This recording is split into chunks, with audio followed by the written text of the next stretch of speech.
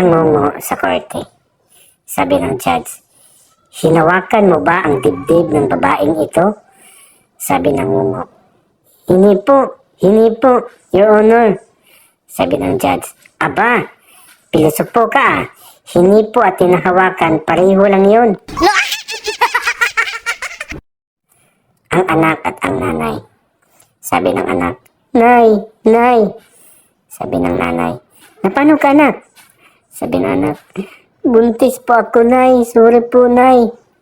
Sabi ng nanay, tumigil ka dyan ha? Sabi ng anak, nay naman, di mo ba ako ipaglaban at ang magiging apo niyo?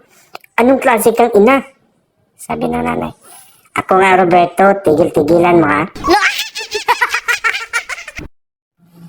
Dalawang matandang dalaga na si Bikang at Basyang ang nag-uusap.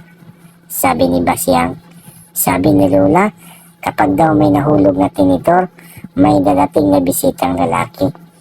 Sabi naman ni Bikang, lalaki? Sabi ni Basyang, oo, lalaki.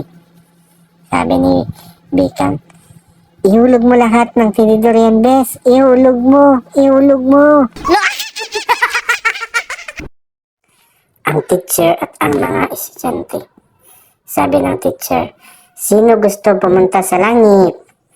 Nagtataasan ng kamay ang mga bata. Ako, ma'am. Sabi ng teacher, Juan, bakit ikaw nagtataas ng kamay? Ayaw mo bang pumunta sa langit?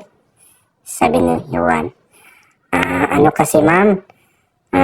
Maaga po kasi ako pa uwiin ni nanay.